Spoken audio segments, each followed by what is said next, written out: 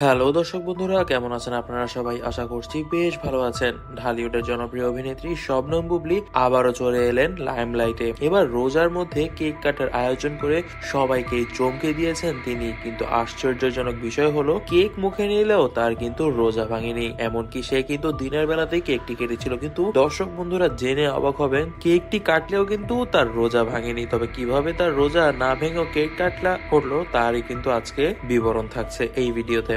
ঘটনাটি ঘটেছে জায়েদ খানের দেওয়া এক বিশেষ আয়োজনে। ইফতারের সময় একটি বিশাল কেক কাটার পরিকল্পনা করেন তারা। কিন্তু তখনই বুবলি বলে ওঠেন, আমি তো রোজা কাটবো ঠিক আছে, কিন্তু কেক কেটে তা খেতে পারবো না। তবে মজার একটা উপায় আছে, এবং এই উপায় শোনার জন্যই কিন্তু সবাই আগ্রহে বসেছিলেন। বুবলি প্রথমে কেক কাটেন, কিন্তু তা খাওয়ার বদলে ঠোঁটের কাছে নিয়ে যান তিনি। তারপর সবাইকে ধোকা দিয়ে হালকা হাসেন, কিন্তু কেক তিনি মুখে না দিয়েই প্লেটে নামিয়ে রাখেন। অর্থাৎ তিনি কিন্তু কেক কেটে মুখের সামনে আনেন এবং ছবি ঠিকই তোলেন, কিন্তু পরবর্তীতে তিনি আর সে কেকটি খাননি। এবং এভাবে কিন্তু তিনি তার রোজাকে ভাঙলেন না, এমনকি রোজাও নষ্ট করলেন না। তবে ঠিকই সমাজকে ঠিক রাখতে কেকটা কাটলেন।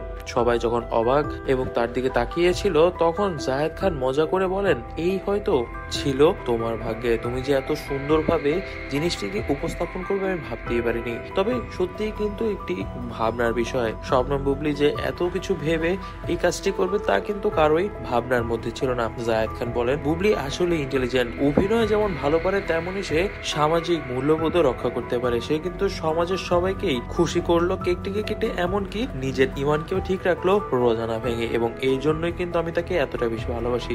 শবনম বুবলিও কিন্তু নিজেকে সবসময় গুছিয়ে রাখা পছন্দ করেন, এবং এজন্যই কিন্তু তার সব কাজের মধ্যেই আমরা একটি গুছগাছ স্বভাব দেখতে পাই। তবে দর্শক বন্ধুরা, আপনারা এই বিষয়ে কি মনে করছেন তা কিন্তু অবশ্যই আমাদেরকে কমেন্ট বক্সে কমেন্ট করে জানাবেন। আজ এই পর্যন্তই। ভিডিওটি ভালো লেগে থাকলে ভিডিওটিতে লাইক করে দিবেন, বেশি বেশি করে শেয়ার করে দিবেন, এবং আমাদের চ্যানেলটিকে সাবস্ক্রাইব করতে ভুলবেন না। ধন্যবাদ।